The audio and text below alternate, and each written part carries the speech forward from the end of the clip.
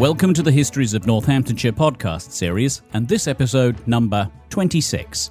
Recorded on location, each episode tells the story of one of the many and varied objects which are the focus of the exhibition A History of Northamptonshire in 100 Objects. The exhibition runs at the Northampton Museum and Art Gallery between the 20th of September 2025 and February 2026. Selected by local individuals, heritage groups and the museum's own curators, each object tells a different story from the county's past. And so, to our guest for this episode. I'm Lisa Lovett. I'm an artist and a sculptor. I was born in Northampton, and I have a studio called Earthly Arts Studio. And Lisa, you're one of the guest curators for this exhibition. The item we're about to talk about, you have chosen. You've asked to have submitted into the exhibition. So what is it and why did you want it in the exhibition? Wow, when I first saw this piece, I was amazed. As an artist who paints faces and portraits, I saw this Roman fresco, a Roman fresco from Northamptonshire. It doesn't sound possible, does it? But I was amazed by the colours, that it was part face of a woman that was wearing makeup and looks like she's got colour in her hair. There is a blue in that piece of fresco that made me really wonder about what people were doing back then in terms of fashion. She's obviously wearing makeup. You can see the eyeliner, you can see the eyelashes. You can see in the hair this pale blue. And it is quite vivid, even though it's so old, 2,000-year-old piece of fresco. But those blue lines going through the hair, I wonder, were those artists trying to depict grey hair? Were they just showing a fashion trend? You know, were people adding colour? We won't know that. We can't see hair. We don't have photographs, but we have this image from an artist. Are you looking at this purely through the eyes of an artist, or, if I may push you to this degree, are you looking at this through the eyes of a feminine artist looking at a female face? I think I am actually part artist and, a woman, hairstyles, makeup, but to see actually things haven't changed that much, have they? There were styles back then and there are styles now, and you think through the Roman era, how often did these styles change? We know that hair was very important to the Romans. That's one thing I have learned from being on site at Chester House and working with the people here in the Ark.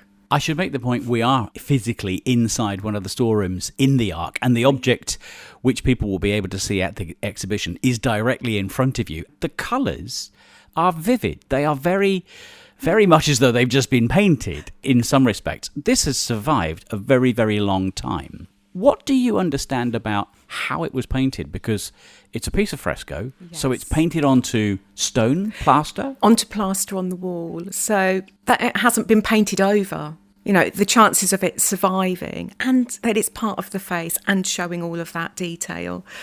I find it amazing that is here in Northamptonshire. Yeah, we're sitting here in the Ark and we're surrounded by 25,000 boxes.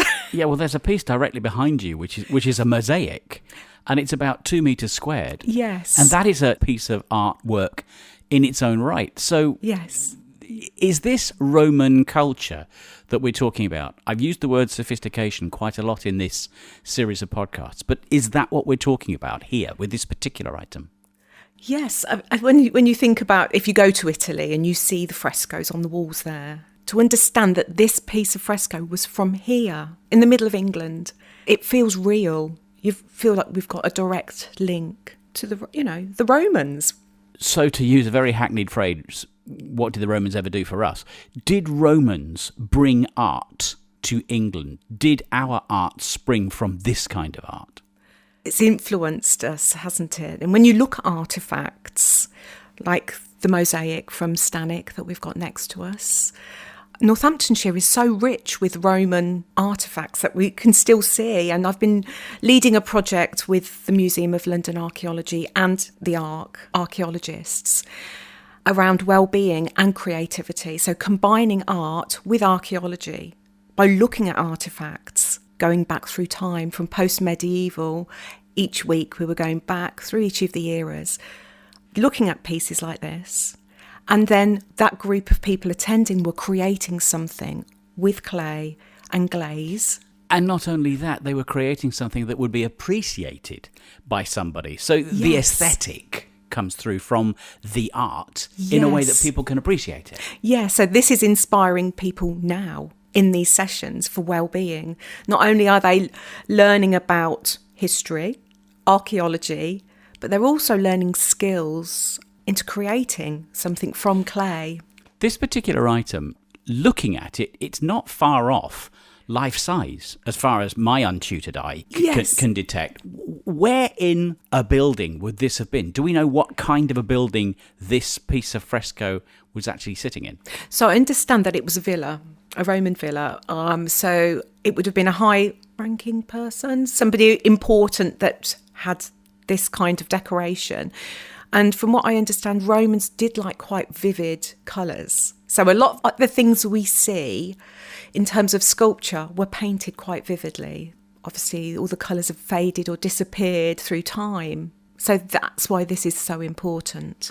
What about the paint that was used? Does the historian in you know about the creation of the paint? No, I don't. And that is one thing that this item has made me want to learn more about. I'd love to go and study all of those elements.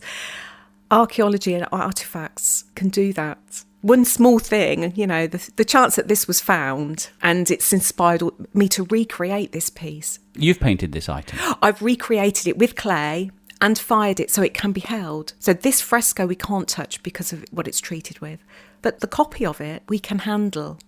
Lisa, you are a modern day artist. How did you feel whilst you were emulating somebody who in Roman times did exactly the same thing thousands of years later? I was using clay.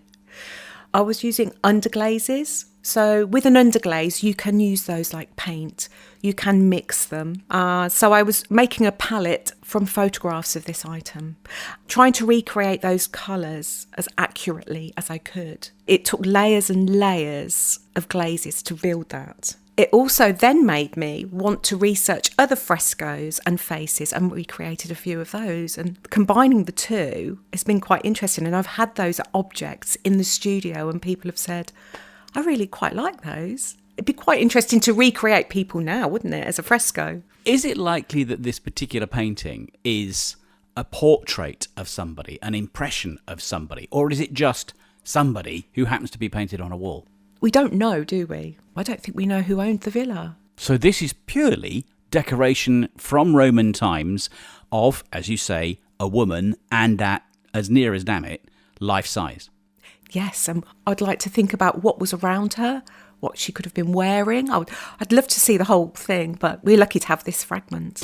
What's your feeling as an artist about the work of the person who created the original, given that you've made the copy? It makes me think about that artist. Were they a slave? Were they the slave of the villa owner? It can make you think about how people were living back then. You look at the tiles that were made, the kind of systems that they had in place to create lots and lots of things. You know, they were very, very clever. I just do wonder about this person and her family and how, as a woman, she was living back then. What do you feel it teaches people who come to the exhibition? And by extension, what does it say about Northamptonshire? I think it will make people realise, you know, the rich heritage of Northamptonshire. For me, as an artist, it's a face. Other people, they could be drawn to that, but they might see other artefacts in this exhibition that they're drawn to for whatever reason. I think it's important for people to see the kind of things that we've got in our county from our past, you know, that links us. This piece has linked me to 2,000 years ago. I must admit, sitting here looking at the item as I am with you today, my brain's going, what's the rest of it look like? Where's the rest of it? Yes. And it's that sort of relationship to art which creates an emotional response. You talked about well-being. I look at that and I smile in terms of what the Romans had and could appreciate by bringing the artistry of an artist to their walls. And we do that in the 21st century, and we have done ever since. Yes, and the weeks that I've been doing the Wellbeing Wednesdays with the Ark and Mola, bringing those artefacts out to people that probably would never have had the opportunity to see those things, Some of the boxes, I didn't know what was coming out of the box week in, week out. So I was excited to see what we were going to be looking at that week. Those items really inspired people to create something similar, like I did when I recreated this fresco. So in that sense, the Romans gave us not only art, but an appreciation of art. They brought us a sense of culture. Yes, they did. Yes. Lisa, you've mentioned a couple of times about well-being coming from art. You've talked about the recreation of art, and you've been doing it up here at Chester House, associated as you are with the Ark and the Chester House estate and the Roman community that literally lies under our feet. That process is going to continue. Yes, it is. Through sessions that we've been delivering and will continue to deliver, being inspired by artefacts from Nen Valley, from this area, for people to then learn the skills and then recreate from looking at something like the fresco, but something that means something to them now, bringing the past into the present. Where do people find out more to do that?